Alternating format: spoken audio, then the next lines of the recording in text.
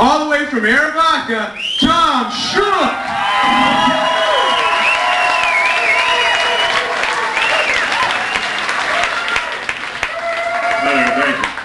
Well, before I get started, I want to tell you about something that happened to me today. I was eating lunch at the Waffle House, and I thought I was a victim of sexual harassment. The waitress came, leaned over me, and asked if she could get a close look at my Woody. Well, then I remembered I was wearing this surfer shirt here. So. Well, anyway, I'm not from Tucson. I'm from Arivaca. I think most of the town here is. If you don't know, Arivaca is a small town about 60 miles southwest of here. It's a Mormon community. More men than women.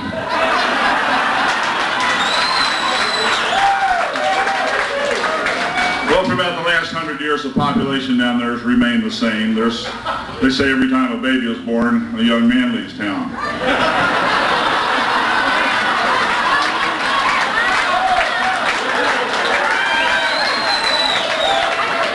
We've got a great school down there, though. I saw a bumper sticker the other day. It said, "My child is on the honor roll," like every other half-wit in America. Well, anyway, if you're looking for Arivaca, you head south out of Tucson down Interstate 19. You go through Green Valley. You go through a little road construction. You'll see a sign that says, "End road work." I've always thought that was kind of a small way of looking at things. Why not end war, end communism, you know, something.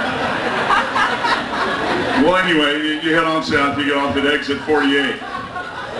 You know, I love these exits here in Arizona and out west. You get so many choices. You know, lists all the lodging that's available, all your gas stations, all the food, all that stuff. If you've ever traveled back east on one of those turnpikes, you know, they don't have exits. They have service plazas. And they don't have signs that give you any sort of choices either. It's just got two words: food, fuel. Well, anyway, once you get to Arivaca, you'll know you're there, because as you come into town, there's a sign that just has two words on it: you're lost.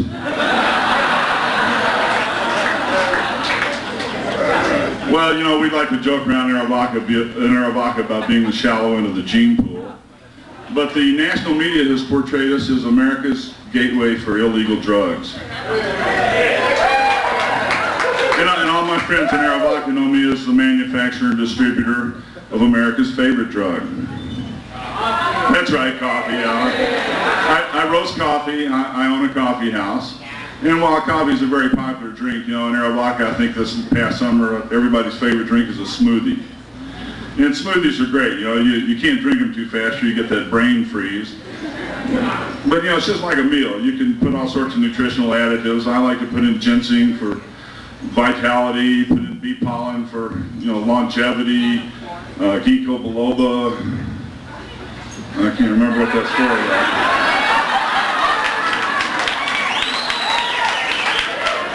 Well, my wife says my poor memory is caused by two things. One of them is pot smoking, I admit it. And the other, see, pot smoking, and the other one,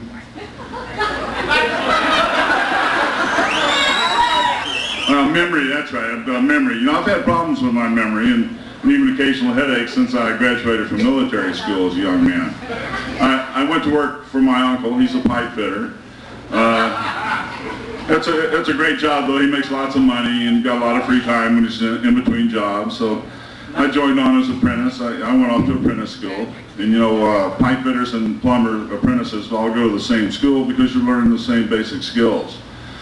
But upon graduation, the way they determine who's going to be a pipe fitter and who's going to be a plumber, they take all the graduates, stand them in a pool of raw sewage up to their neck.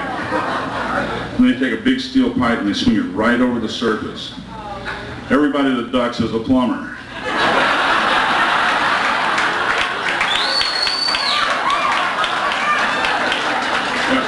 Well, I had a headache for 2 years, but I still had plenty of free time. You know, free time's always been really important to me, too. I can remember when I went to military school for those 4 years that the only free time we got was on Sunday, and you had to work that in around your religious observances, you know, even if you're an atheist. Well, that was okay, because the first year I went to Methodist church, like, you know, my family tradition, but that was like 4 hours out of the middle of a Sunday, so I just killed a Sunday. Well, my second year, I became a Catholic. Went to low mass at 7 in the morning. I was out by 7:25, had the whole rest of the day free to feel guilty. My third year, though, I hit the jackpot. I decided to become a Jew.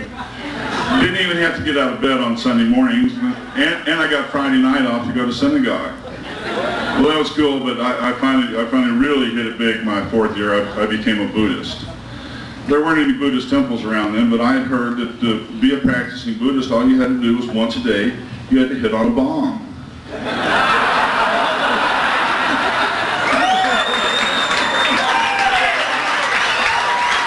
Well, years later, when I met a real Buddhist, I found I was supposed to be hitting on a gong.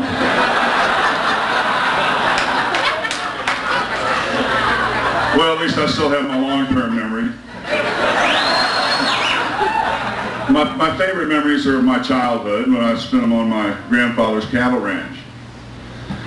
I can remember this one time these two Texans showed up looking for work, and my grandmother just hated Texans. She'd say things like, you know, Texans don't even have enough sense to come in out of the rain. Well, there wasn't a cloud in the sky that day, so my granddad hired him. He sent him down to work down at the breeding pens that first day. You know, Texans don't like to walk anywhere, so they rode their horses down to the breeding pen. Well, one of the horses startled the bull right when he was in the middle of taking care of business. The bull pulled out of the cow, wheeled around, and completely drenched both these cowboys and their horses. Well, they were so embarrassed they didn't even get their pay. They just rode on off. And as they went past the ranch house, I remember my grandmother saying, "See, I told you those Texans don't even have enough sense to rein in out of the cum."